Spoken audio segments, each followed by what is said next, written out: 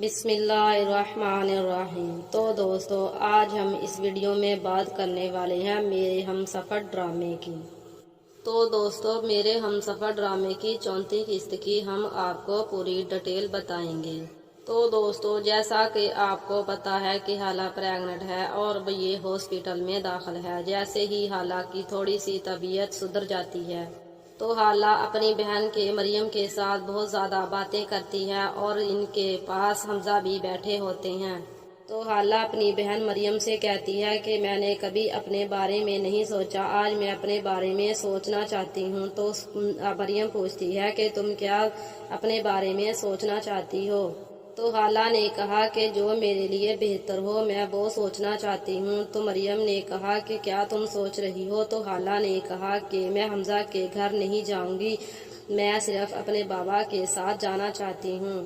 اور حالہ نے یہ بھی کہا کہ میں بہت زیادہ کچھ کہنا چاہتی ہوں لیکن مجھے الفاظ نہیں مل رہے۔ تو جلد ہی حمزہ بول پڑتے ہیں کہ تم لکھ سکتی ہو اور اس کا مرکزی خیال میں ہی ہوں گا۔ تو جیسے ہی حالہ یہ بات سنتی ہے تو حالہ مسکراتی ہے۔ تو حمزہ یہ بات کہہ کر چلے جاتے ہیں۔ تو دوستو جب حالہ اپنے ابو کے ساتھ جاتی ہے تو وہاں حمزہ ہاسپٹل میں پہنچ جاتے ہیں۔ جب حالہ جوتا پہننے لگتی ہے تو حمزہ جوتا اٹھا کر حالہ کے پاؤں میں پہن دیتا ہے تو حالہ دل ہی دل میں بہت زیادہ خوش ہوتی ہے۔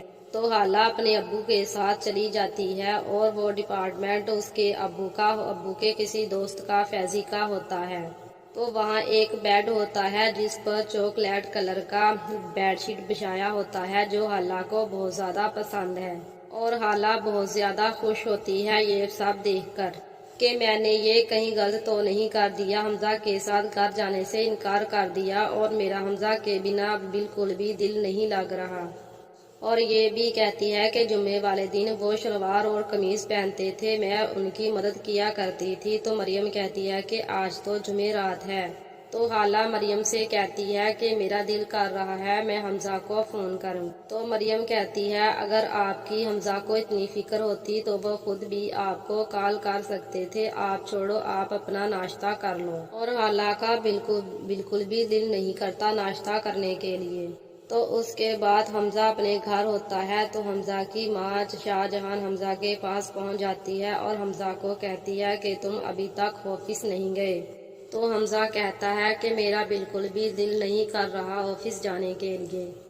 تو شاہجہان کہتی ہے حمزہ تم ابھی بھی حالہ کی محبت میں پریشان بیٹھے ہو، اور کہتی ہے وہ ہماری جان چھوڑ گئی، وہ تو ایک بدچلر عورت تھی، وہ ٹھیک نہیں تھی۔ لیکن حمزہ یہ ساری باتیں سنتا رہتا ہے، حمزہ کو بہت زیادہ غصہ بھی آتا ہے لیکن شاہجہان چپ لینے کا نام ہی نہیں لے رہی تھی۔ تو حمزہ نے اپنی ماں کو اچھی طرح جھنجھوڑا اور کہا کہ میں اس سے محبت کرتا ہوں اور وہ میری بیوی ہے۔ اور اسی وقت مریم کا فون آتا ہے اور کہتی ہے کہ حمزہ بھائی آپ ابھی تک نہیں آئے، آپ تو کہتے تھے کہ میں آتا جاتا رہوں گا۔ تو حمزہ نے مریم سے کہا کہ مجھ میں حوصلہ نہیں ہے کہ میں حالہ کا سامنا کر سکوں۔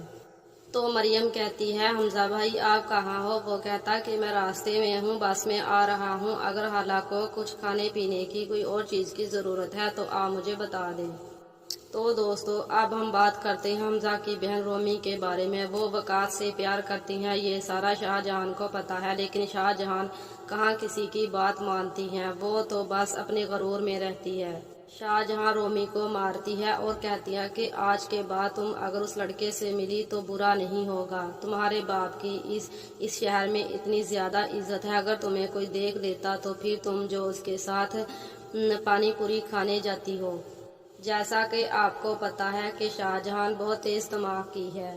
شاہجہان اپنی دوست کو فون کرتی ہے اور اس کو اپنی باتوں میں لے لیتی ہے اور اس کا ایک بیٹا ہے، وہ جلد سے بول دیتی ہے کہ میرا جو بیٹا ہے میں آپ کی بیٹی کو اپنی بہو بنانا چاہتی ہوں۔ شاہجہان یہ بات سن کر بہت زیادہ خوش ہو جاتی ہے کیونکہ شاہجہان تو چاہتی ہی یہ تھی۔ رئیس اور شاہجہان صبح کا ناشتہ کرتے ہوئے شاہجہان رئیس کو کہتی ہے کہ رومی کا بہت اچھا رشتہ آیا ہے، میری ایک دوست ہے، اس کا بیٹا ہے۔ تو رئیس بڑا پریشان ہوتا ہے اور کہتا ہے کہ آپ کی دوست اچھی ہو امید ہی کر سکتے ہیں، جس پر شاہجہان بہت زیادہ غصہ کرتی ہے دل ہی دل میں لیکن کچھ بولتی نہیں ہے۔ اور